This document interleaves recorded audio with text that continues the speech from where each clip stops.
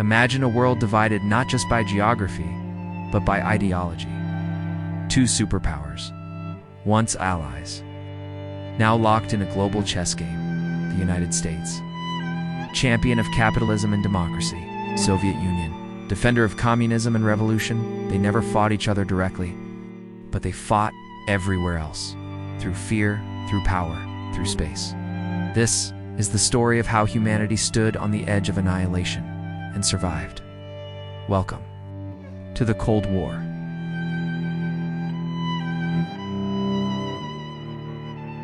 In 1945, the Second World War ended, but peace brought new suspicion.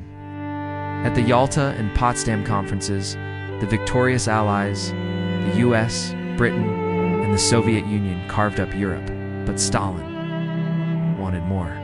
Eastern Europe, Poland, Hungary, Romania fell quickly into Soviet control. Winston Churchill sounded the alarm in 1946. An Iron Curtain has descended across the continent. In response, US President Harry Truman offered aid. Massive aid. Through the Marshall Plan, billions were sent to rebuild Europe and keep it capitalist. Stalin saw this as economic warfare. In 1947, Truman declared, "It must be the policy of the United States to support free peoples resisting communism."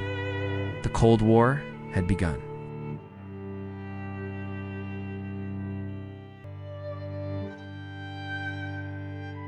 Berlin, a city deep inside Soviet-controlled East Germany, yet divided among the Allies. In 1948, Stalin made his move, blocked all road and rail access to West Berlin. No food, no fuel, no supplies. But the US and Britain didn't back down. They launched the Berlin airlift, planes landing every 30 seconds, more than 200,000 flights. For nearly a year, the Allies kept the city alive by air. Stalin blinked first. The blockade ended. But the world had changed. Germany was officially split. West Germany aligned with the West. East Germany fell under Soviet control. And in 1949, a military alliance was formed, NATO. In response, the Soviets formed their own bloc, the Warsaw Pact. The world was now officially divided.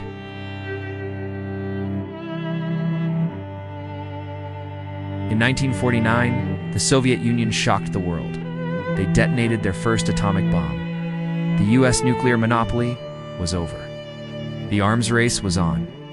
Then came the hydrogen bomb, a weapon 1,000 times more powerful than Hiroshima. By the mid-1950s, both sides had intercontinental ballistic missiles, or ICBMs. Submarines prowled the oceans. Bombers circled the skies. The doctrine of the day: mutually assured destruction. If one side launched, both would perish. A paradox of peace through total annihilation. It was a terrifying balance, and a delicate one.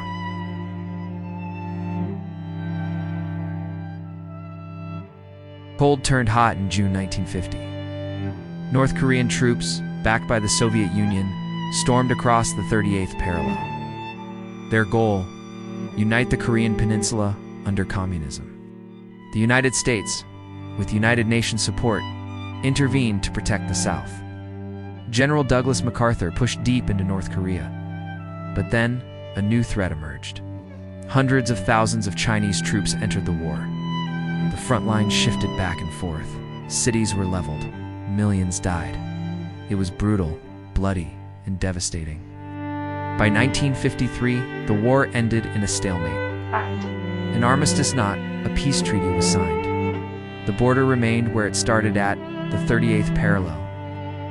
Korea was still divided, and the Cold War had claimed its first hot war. Not from bombs, but from ideas. Communism was the enemy, and it could be anywhere: in government, in Hollywood, even in your neighborhood. Senator Joseph McCarthy led the charge. He claimed communists had infiltrated the government. Televised hearings, public accusations. No hard evidence, just fear. Careers were destroyed. People blacklisted. Rights trampled. It became known as McCarthyism. Meanwhile, real spies were at work. Julius and Ethel Rosenberg were accused of passing atomic secrets to the Soviets.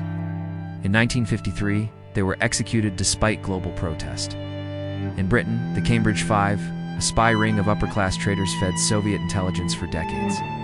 The Cold War was being fought in silence, in codes, in whispers, in betrayals.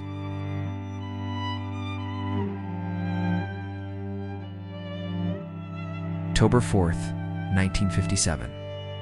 A metal sphere, 4 antennae, beeping in orbit. The Soviets had launched Sputnik, the first artificial satellite. It shocked the West. If they could launch a satellite, could they launch nuclear warheads? United States scrambled, education reformed, funding exploded, and NASA was born. Then another blow. In 1961, Yuri Gagarin became the first human in space, Soviet hero, a global icon. The US was behind, until President John F. Kennedy declared, "We choose to go to the moon." The race was on. On July 20th, 1969, Neil Armstrong stepped onto the lunar surface. That's one small step for man. One giant leap for mankind. The US had won the moon, but space remained a battlefield. For dominance, for pride, for the future. October 1962. US spy planes spotted Soviet nuclear missiles being installed in Cuba, just 90 miles from Florida. The photos were undeniable, threat immediate. President John F. Kennedy went on national television. He demanded the missiles be removed and announced a naval blockade of the island. Soviet ships steamed toward Cuba. The world held its breath. For 13 days, one wrong move, one misunderstanding, could trigger the end of civilization. Behind the scenes, a secret deal was struck. The Soviets would remove the missiles from Cuba. In return, the US would quietly remove its own missiles from Turkey. Crisis averted. But fear remained. Afterward, a direct phone line was installed between Washington and Moscow. The red phone.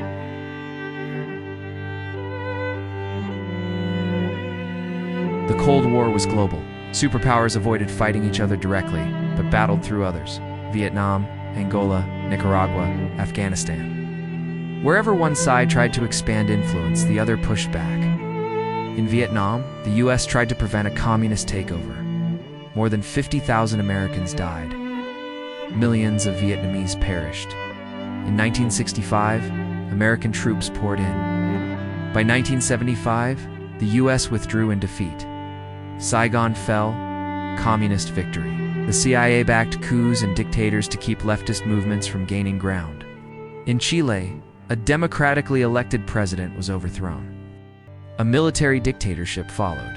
In Africa, the Cold War played out through civil wars. In Angola, US and Soviet-backed factions clashed for decades. And in Afghanistan, the Soviet Union invaded in 1979. The US-funded Islamist fighters, the Mujahideen. Proxy wars weren't cold. They were hot, bloody, and long. Millions died. Nations were torn apart, all in the name of ideology. After decades of tension, the 1970s brought a brief thaw. The era began. In 1972, President Richard Nixon visited Moscow and Beijing, opening diplomatic doors once thought sealed. The US and Soviet Union signed SALT, a treaty limiting nuclear weapons. Europe saw the Helsinki Accords, a commitment to human rights, borders, and cooperation, but had limits. In the shadows, distrust still festered. Espionage continued. So did arms development. And in 1997, shattered. The Soviet Union invaded Afghanistan, and the US boycotted the 1980 Moscow Olympics. The chill returned. The Cold War was heating up again. The Cold War roared back in the 1980s. Stronger, sharper, more dangerous. In the United States, Ronald Reagan took office. His tone was aggressive, his words blunt. He called the Soviet Union the evil empire.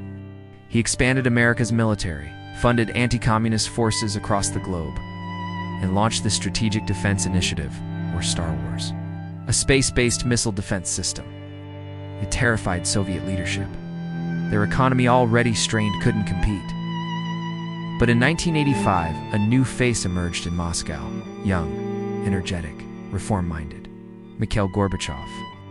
He introduced glasnost and perestroika restructuring. His goal: save the Soviet system by reforming it. But the changes unleashed forces even he couldn't control. Eastern Europe began to stir. Walls literal and ideological began to crack. Chapter 11, Fall of the Wall, Collapse of the Soviet Union, happened faster than anyone expected.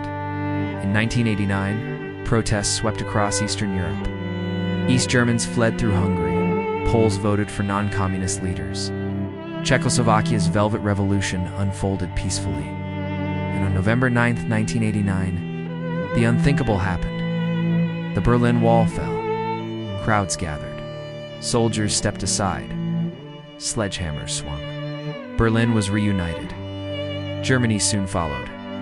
Then, one by one, Soviet republics declared independence. On December 25, 1991, Mikhail Gorbachev resigned. The Soviet flag was lowered over the Kremlin. The Union of Soviet Socialist Republics was no more. The Cold War was over. No bombs fell on New York. No missiles hit Moscow. But make no mistake, the Cold War changed the world. It redrew borders, fueled revolutions, toppled regimes. It gave us NATO, the space race, the nuclear arms race, the surveillance state, endless proxy wars, and a legacy of mistrust between East and West. Even now, long after the wall fell, the echoes remain. In our diplomacy, in our defenses, in our fears. The Cold War was a war of fear, a war of power, and a war of space, a silent standoff that shaped the modern world. This was the Cold War, not just a chapter in history, but a mirror to humanity's struggle between hope and destruction, between the edge of reason and the brink of annihilation. Let us remember, in a world armed to the teeth, peace isn't just the absence of war, it's the presence of understanding.